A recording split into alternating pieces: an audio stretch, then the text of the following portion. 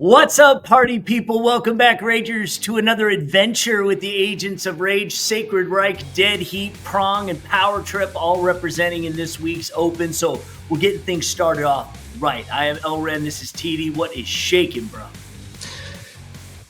Not too much. Just winding down the year, ready for the holidays, and I was on. Actually, it's funny. I was on a flight to my company Christmas party on left Friday, came back Saturday. On Saturday, someone was sitting next to me in the middle, and I was playing on my iPad the Agents of Rage, all the episodes, and I was just hoping he'd look over and be like, "What, is that you?" He didn't, but I tried. Yeah. Hey, whatever you got to do to spread the word. Yeah. That's all good. We have so much to get into this week. Let me give you guys a quick preview of everything we're getting into today. So Meshuggah is about to launch a big North American tour next year. Are you into them, Ragers? Jury is out for me. We'll talk about it and a couple other announcements. And it wouldn't be a true Agents of Rage show without some cool concert clips. We've got Harm's Way, Carcass, and Hatebreed clips as part of the Hatebreed 30th anniversary show from back in October in Detroit. Our album spotlights look at one of the hardest to find EPs anywhere, and that is from the 80s era, an Overkill EP, although TD still has his cassette, which is amazing that he still has that. And we also listen to the Thrashers from Spain, Angelus Apatrida. If you haven't heard of them, this band needs to be on your playlist. TD, you ready? Let's do it. All right, well, let's go. All right. So recently we got news that the Swedish metal men from Meshuggah will be touring the United States next year. I did not know this, but apparently their style of metal is called Djent, D-J-E-N-T, which is a subgenre of progressive metal distinguished by a high-gain, distorted, palm-muted, low-pitch guitar sound. Right? The name Djent is an onomatopoeia of that sound. Do you know, TD, what an onomatopoeia is? I can't even spell that word. Okay. Assuming it's a real word. It's the formation of a word from a sound associated with what it is named. So that is what Djent is. So that's our we're high level.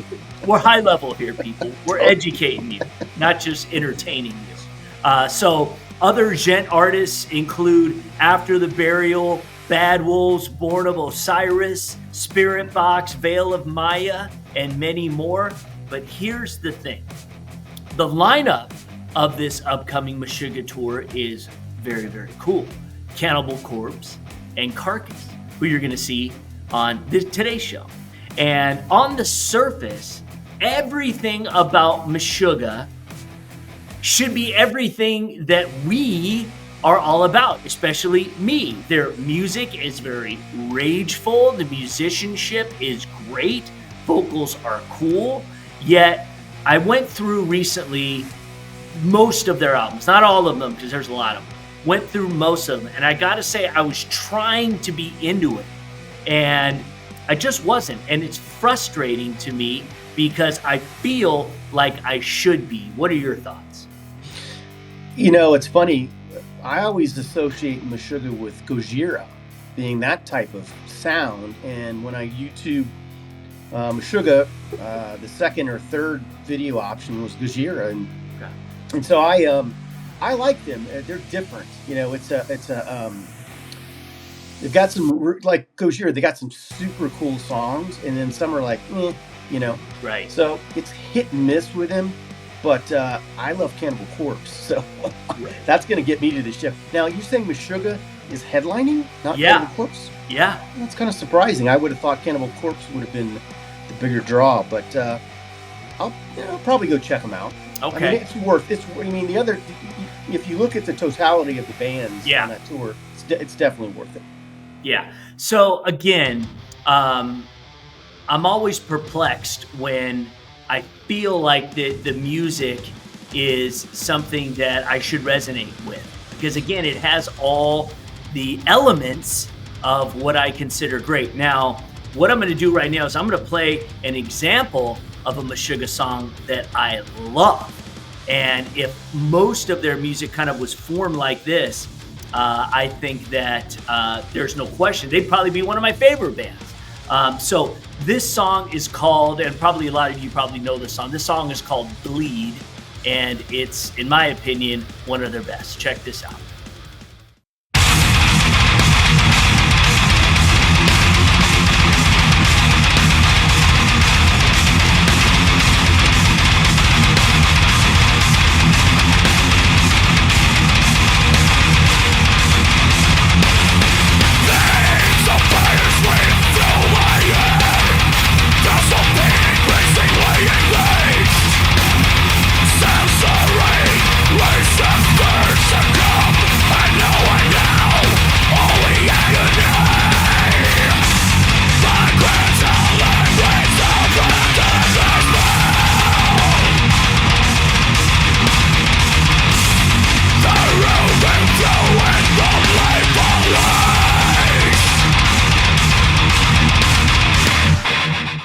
I think that's probably their most popular song. I love it.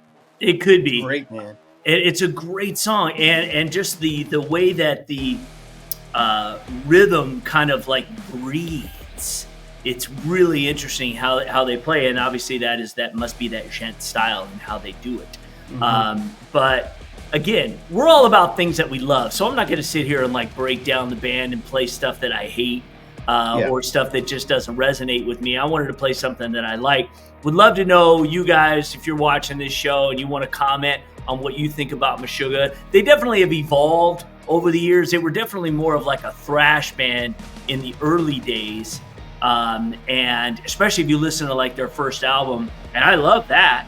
I mean, that's great, but vastly different from what they became. Mm-hmm. So the question is, do you like their evolution or not? But they're coming back. But that song is like the anthem for the Agents of Rage. I mean, just the words. Totally. You know, everything. It's just like, that is the Agents of Rage. And, you know, I could probably, though, name on one hand all the songs that I really like. I've probably got about like 20 that I, probably have in my playlist, but it just doesn't do it for me. But they'll be at the Fillmore Detroit on March 30th, and they will be at the Masonic in San Francisco on April 8th. So, hey, we'll see if we go to that or not, or if you go. So a couple other tours to talk about, and you can call this the Agents of Rage tour because all three bands have been featured here on this channel. Cavalera is doing a winter tour all over the country with support from Necrot and Dead Heat, which is very exciting. Not coming to Detroit, so I will miss this particular tour. However, they will be in San Fran at the Great American Music Hall on February 24th. And maybe you're into that. Dead Heat did an Agents of Rage shout out for us the last time I saw them with Necrot and Municipal Waste earlier this year. That's good stuff, man. That's a good venue too, actually. They used to be, it was associated with Slim's, which is also in San Francisco, which was owned by, now I'm forgetting the yacht rock guy. Anyway, you'd know who he is. Anyway, he sold it, and it's a dance club or something. So all those bands that would have played there now play at the Great American Music Hall, which is a good spot. And actually, that's the one on the edge of the Tenderloin I'd mentioned before on the show, where all of a sudden it gets super sketchy next to the O'Farrell Theater strip club. So interesting. Yeah, the crowd is quite a mix. Yeah, in that area right there, but it's good stuff. Well, here's a good thing, because not a month later from that, we will get a chance to see Cavalera together for the second time, actually, because last time I believe they were the last band on Thursday we saw at the Blue Ridge Rock Fest before the hurricane hit the place. So we did see Cavalera. Now Cavalera will be at Hell's Heroes, and get this, they are playing what's being billed as a Third World Trilogy set, which means they are doing songs just from the first 3 Sepultura albums. And just to jog your memory, that is 86's Morbid Visions, 87 Schizophrenia, and Beneath the Remains, and all I can say is let's effing go. Yeah, that's going to be great, man. So anyway, people, we're going to Hell's Heroes. We say it every week. So if you want to come and hang out with the Agents of Rage, you can find us. We would love to hang out with you. Come to Hell's Heroes. It's going to be awesome. There's going to be probably a lot of bands that you are not familiar with at all. And who knows? Maybe we get turned on to it. Some different styles for sure. Oldies and newer bands. And, you know, it's going to be great. It's going to be great. Yeah. Can't wait. So one other tour announcement of note is AC/DC. Now, I overspent to get tickets, but this just goes back to my youth, bro. AC/DC shows, great times. Probably their last big tour, I would imagine. They will be at Ford Field on April 30th. They are playing with the Pretty Reckless, who is pretty terrible. Yet the lead singer is hot. In fact, she was on the Jim Carrey Grinch movie. She was like the little girl in the Grinch. Oh, no kidding. Yeah. And she's all grown up and in this band, and she's pretty hot, but the music is not. But it's going to be a good time, and I got really good tickets on the floor. So you did spend. Yeah, they're not even playing the Bay Area, which I'm surprised, just Southern California, which that doesn't make any sense, but I think the only time I've seen AC/DC was probably late 80s. I didn't go see him when Axl Rose was singing for him, because it just didn't feel like AC/DC. Yeah, they were here at the Palace with Axl Rose, and he was in a cast, so he was in a wheelchair with a broken leg, which is weird. But I did not go to that show. I saw him. I've seen him twice, and it was like 89, and then I saw him in like 92 or 94. Could have even been later. I don't remember, but it was in the 90s sometime. But I will say this. I'm just throwing it out there. I've got an offer for you, bro, if you want to take it up. But you can think about it. So if you decided that you said, you know what, I'm going to come to Detroit if you wanted to come. I've got AC/DC at Ford Field on Wednesday, April 30th. 2 days later, we would go see Machine Head with In Flames and Lacuna Coil and Unearth at the Fillmore, Detroit on Friday, May 2nd. So I've already got tickets to both. So I got that covered for you. You would just have to get out here, that's all. Find my way out there. Yeah, that's it. That's all you'd have to do, and we would rage for a couple of days. Nice. That does sound fun. Yeah, maybe we do a live show or something. Yeah. But anyway, food for thought. You know what I'm saying? Yeah. And that's about, that's about a month after Hell's Heroes. So it'd be a couple trips in a month. Sometimes that can be tough. But we are moving right along here, people. Time to get to the concert clips. So back in October, I had the chance to see both the Clash of the Titans and the Hatebreed 30th anniversary tour in the same week. Now, we already had our Clash of the Titans show, and we're going to get into some video from the Hatebreed night at the Royal Oak Music Theater. So, show opened up with Crypta, but we're going to feature them in our all-female metal show that's coming up. So, we'll start with Harm's Way. Now, Harm's Way is an American hardcore punk band from Chicago, formed in 2006. Band were really a side project when they got going and ended up becoming more serious and then full-time in the later years. Harm's Way has since released 5 studio albums, and they have several EPs. These guys are a blend of like metal, industrial, hardcore music. I saw them with Field Agent Rah-Rah, aka the Zack Attack, at the Heavy Montreal Festival in 2019. And the lead singer, and I probably wouldn't say this about a lot of guys, he can probably outbench you, although I'm not sure. But meanwhile, let's check out a couple songs from their set at the Hatebreed show.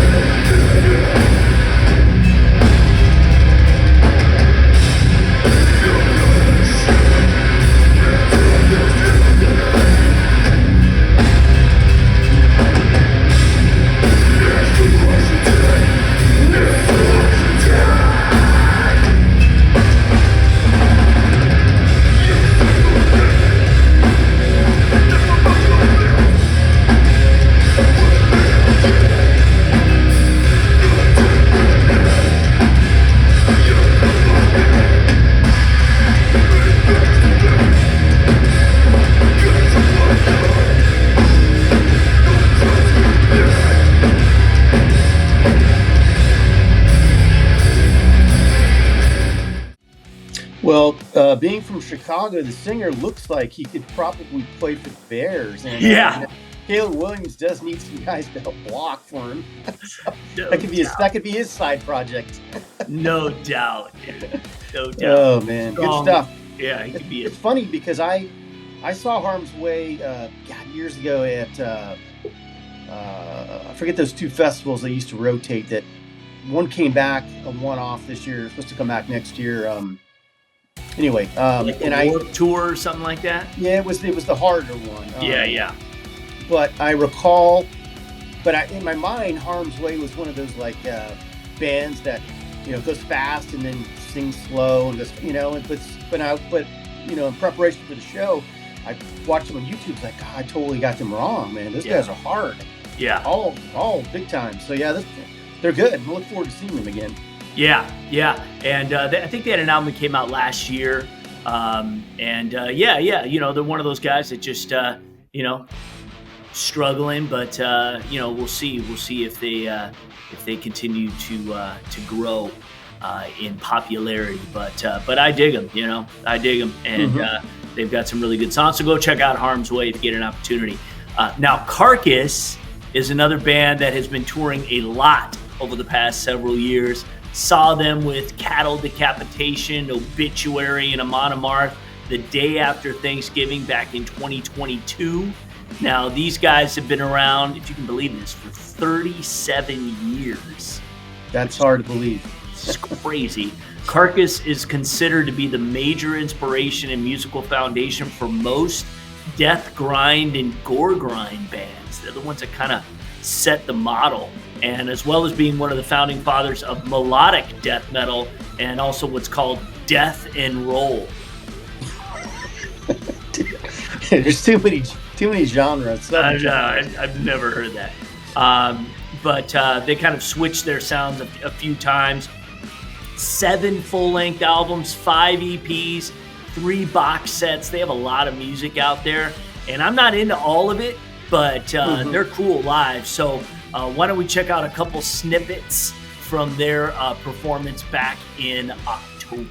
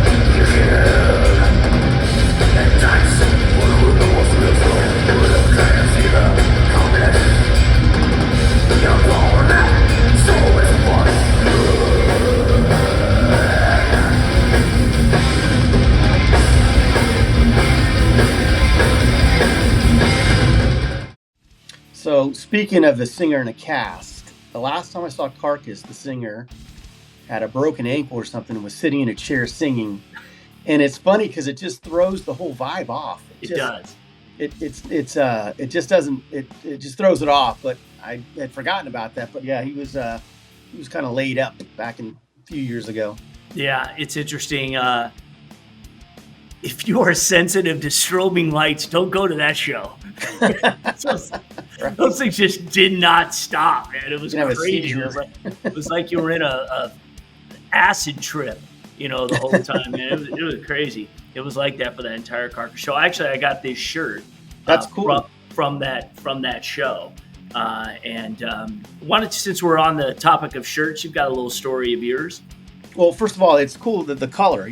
Oftentimes you can't get a different. It's almost always black, but I sport an Iron Reagan shirt, and I was going through my shirts, and I wanted something I could have a little story with. So Iron Reagan, for those of you who don't know, consists of the singer of Municipal Waste and the bass player of Municipal Waste, and a couple other guys. They're considered a supergroup, started back in 2012. They've got 3 full-length albums, 2 EPs, and 3 split EPs. But what's funny, ironic about this is the singer is an outspoken liberal, and people think he was being pro-Reagan by going to ban that name, and it drives him crazy when you see him in an interview and someone asks that question, because that's the opposite of what he was trying to do. So every time I see that, I just think it's hilarious. He was trying to send one message, and something else was received by the masses. But they're pretty cool, like crossover thrash type band. Yeah. If you like Municipal Waste, check these guys out too. They're pretty good. Yeah, no doubt, dude. Iron Reagan is sweet, and I would love for them to tour or at least do some like festivals, where they're, kind of like what Scotty M was doing with Mr. Bungle. Like that, I don't know if they were touring everywhere, but they were doing festivals just so that and then you could have Municipal Waste play one day and have Iron Reagan play another day. And man, they're great. They're in that kind of DRI and SOD kind of mode, but they're great, man. And I would love to see those guys live. So that would be cool. All right, well, we're gonna get to the main event from the concert that I'm talking about Hatebreed. Hard to believe they have been making music for more than half of our lives, if you really think about it, considering they've been around for 30 years. So that's more than half our lives. So, but love these guys. I think I've seen them like 4 times. How about you?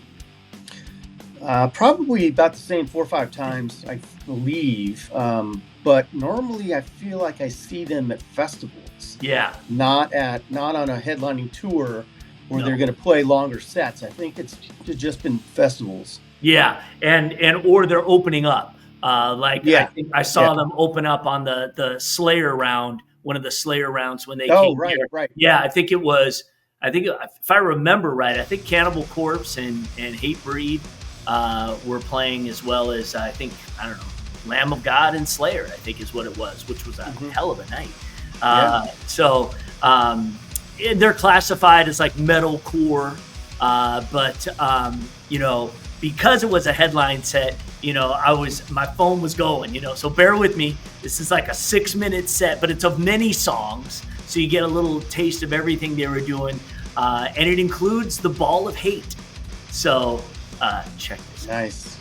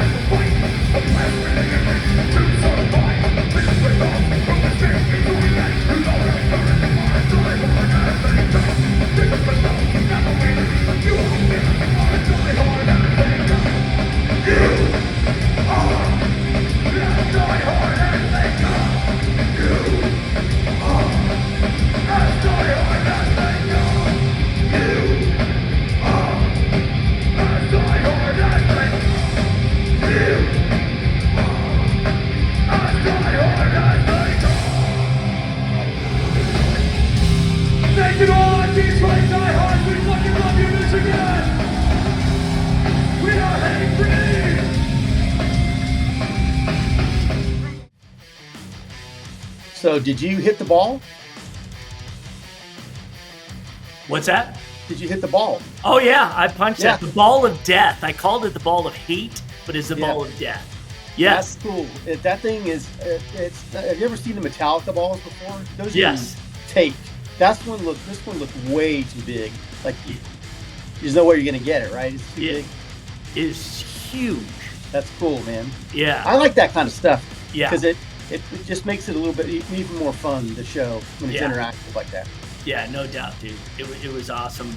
And yeah, always, guys, if you've never seen Hatebreed, you got to go. It's just a party the whole time. Everybody's just jamming. Every song is a banger, and the energy is just up all night. So much fun.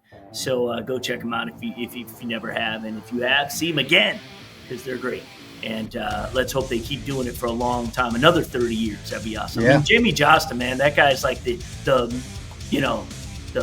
metal ambassador. There's Jose Mangin, and I think there's Jamey Jasta. Yeah. He's like the mogul of metal music or whatever. Yeah, he does everything, and he looks like he's 25. I know. So I'm assuming he's in good shape, which means he can go another 30-something years. Yeah, and his band, like Jasta, his side effort, that's just as good.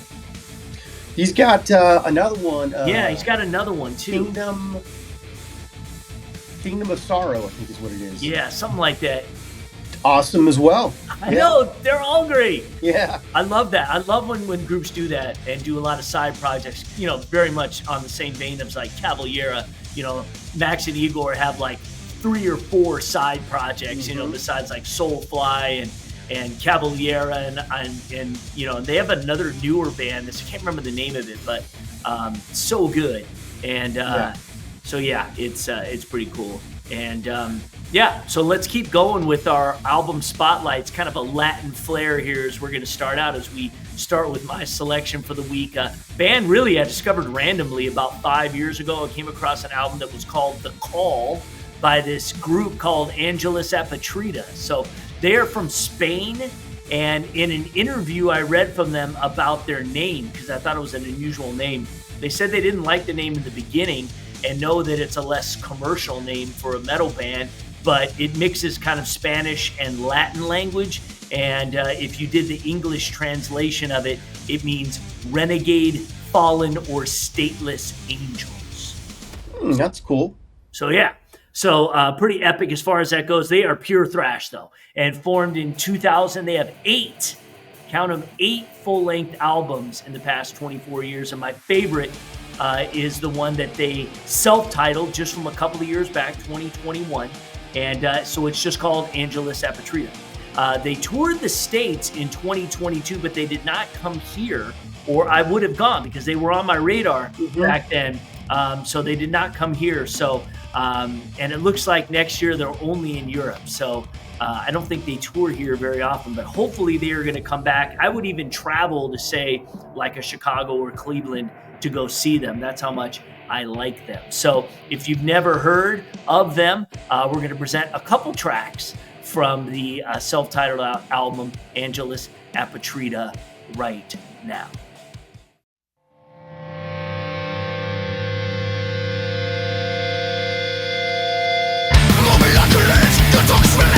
One of the day in the office, it's gonna be the same in any fucking way. Just give me reason to take a break.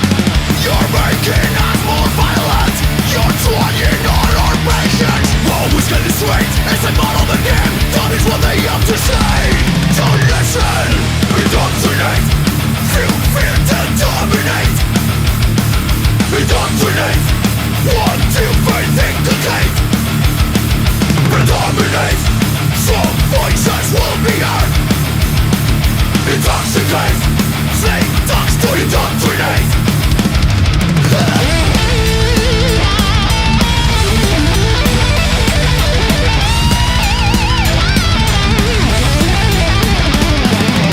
Someone you bridge, nothing can turn his bitch. A bloody lesson to teach. Here on your doctor day, walk in the hall of fame. Fight of the alien race. Through noises we make silence. I warn on black love blindness. We so hope they will die. You're motherfucking right. This is what I have to say. Listen.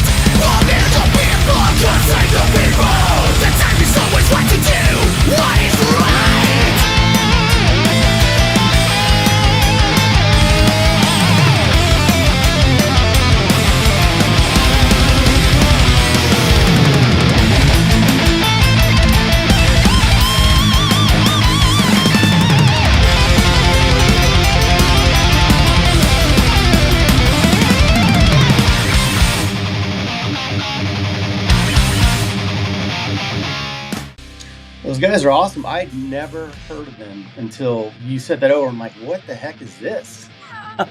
And they're freaking pretty good, man. It would be cool if they did tour the States. Yeah, no doubt.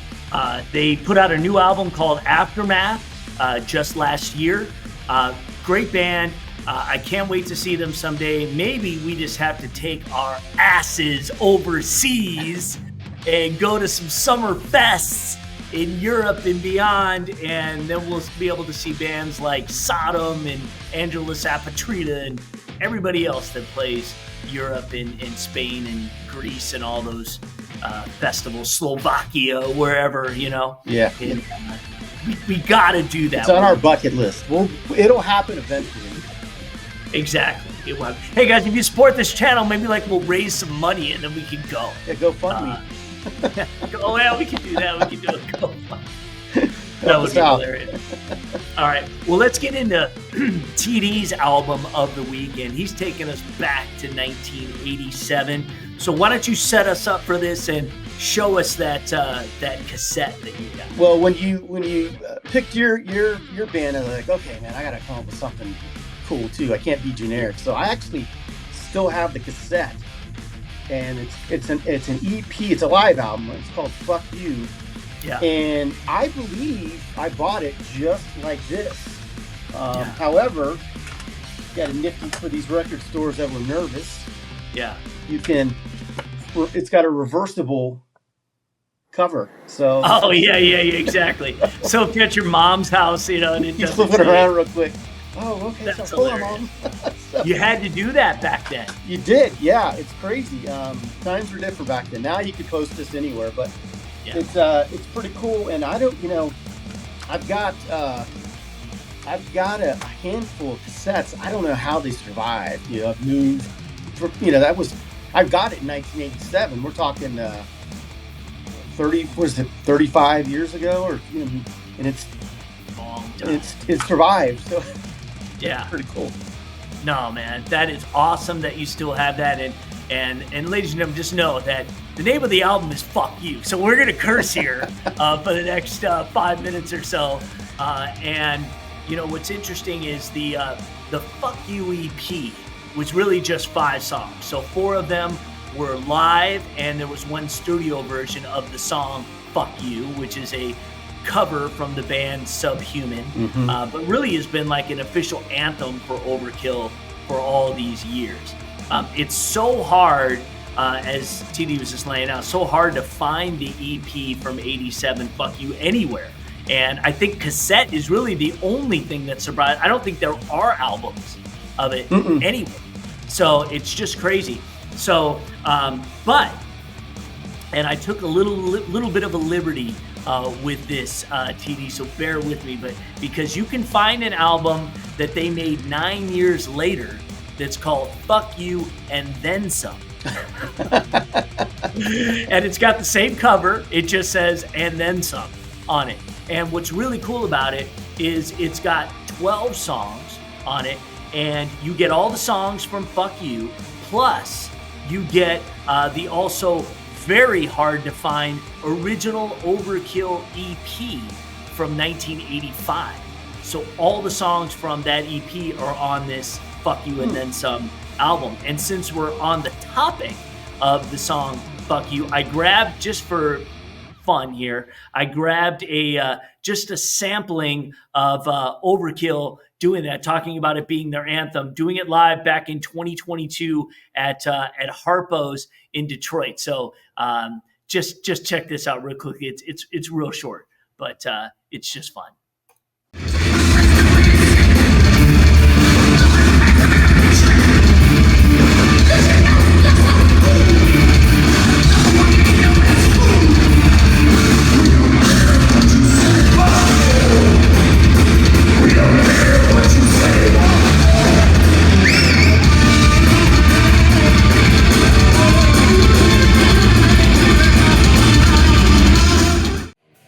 That's classic, man. That's a good one. I think he was flipping me off. So that's all right. Bobby Blitz can do that. It's all good. That's cool. But yeah, it was cool, man. And I just heard that. I was like, well, I just, again, just grab a little bit of it because, that was it. So we've got coming up here from Fuck You and Then Some, Todd's song, which is a song from the original Fuck You LP. I don't believe that they have played this song live since like 2017. And I don't understand, because Electroviolence is a great song. I don't understand why they don't play it enough. But on this version, of course, the production is not that great on this EP. They were just, putting something out. But it's how they sounded back in the day. So it's cool and it's different. And my choice, which was from the Overkill EP that's on Fuck You and Then Some, that was my choice. So anyway, let's do this and give you a little taste of Overkill from back in the day. Electro-violence.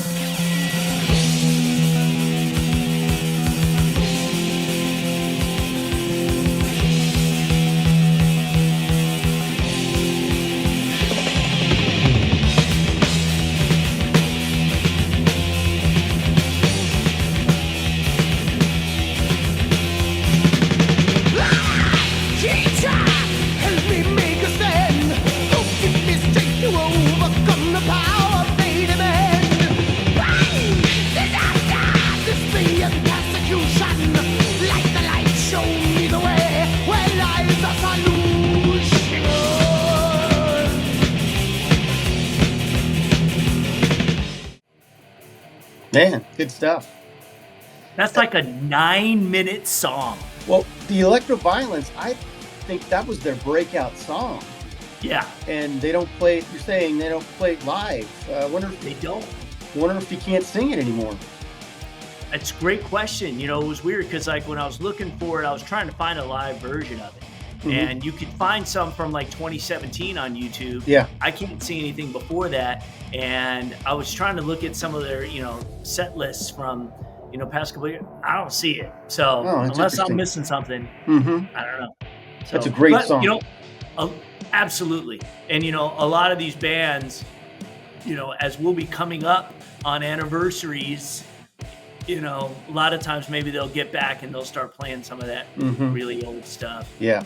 That's a thing. So, but they were hugely influenced by Black Sabbath.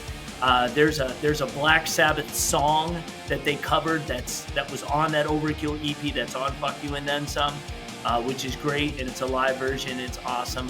And that song, The Answer, is so much, inspired, and it has that kind of 80s feel, to it, with the bass and everything like that. So that's cool, man. I love it. I'm glad that you brought that out. So it's always cool to, again, there's a lot of great metal out now, but a lot of great stuff that you might, find and discover and love. And Overkill's been doing it for decades, and really a band that's never changed. No, not really. They really. Going back to your cover, they have an album that's all cover songs. And, Cover Kill. Yeah, and I'll never forget playing Electroviolence with my buddy BC riding around in his Camaro. It was like 68 Camaro.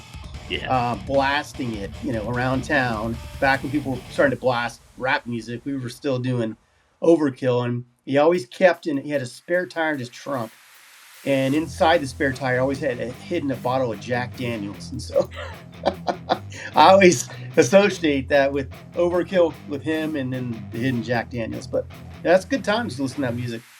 That's cool. Yeah, man, good stuff. And all right, people, really that's it for this show. 20 episodes in the can. It only took us a year, but hey, we got here. Yep, we did. So we'll see how next year pans out. If we get, maybe we get more episodes in the can next year. I think we probably can. Absolutely. How's the Instagram and Facebook going? It's good. Facebook, we've got a little over 2,100 followers now. And almost 200 on Instagram, and I'm going to be posting some more stuff in the next few days. So get some more content for everyone to check out. But it's moving along. That's cool.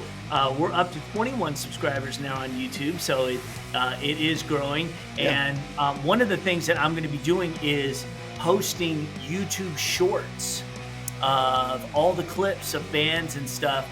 Like stuff that I send you that we put on IG. I posted a Nervosa short of them doing Jailbreak, and it got 66 views in less than 24 hours. That's pretty good. Yeah, it's really good considering, people just have to find it. Mm-hmm. So I'm going to post a lot more, and I think what I can do too is take some of the clips from, like, say, an episode like today. I've got some verticals, that were also that I think we've already posted on IG, but I can take some of the verticals from bands that we had in this show and put it on the shorts and connect this show to it. Oh, nice. That's good. So that's cool. Yeah. So all kinds of things. So I am going to LA for Christmas. Oh, so, you are? Yes. Huh? So I will. So this will be our last show for 2024. But I get back home on January 1st, so we need to do a show right when I get back. Mm-hmm. Yeah, you're going to see Rah Rah? Hopefully I'm going to see Rah Rah. Yeah, that is the plan. So we will see what happens. So yeah, I get in on Christmas Day and then leave on New Year's Day. Because those are really good travel times, actually, as far as like getting good prices on planes. I was going to say, yeah. And, you can sleep off your hangover on the way home on the flight back. That's true. And not a lot of people are traveling as much on those days. That's great. Which is good. Yeah, it's always good. I've traveled on Christmas Day numerous times, and it's a great time to travel. Everyone is traveling the day or two before. Yeah. You know what I mean? Because they got to get to where they're going on Christmas. So anyway, maybe when we come back, maybe we'll make our Women of Metal show. For the let's next do that. Yeah, so I can start prepping for that now. And all right, Ragers, hey, it's been a great 2024. I went to 13 shows this year and the Incarceration Fest, so I would say that's a good year. Yeah.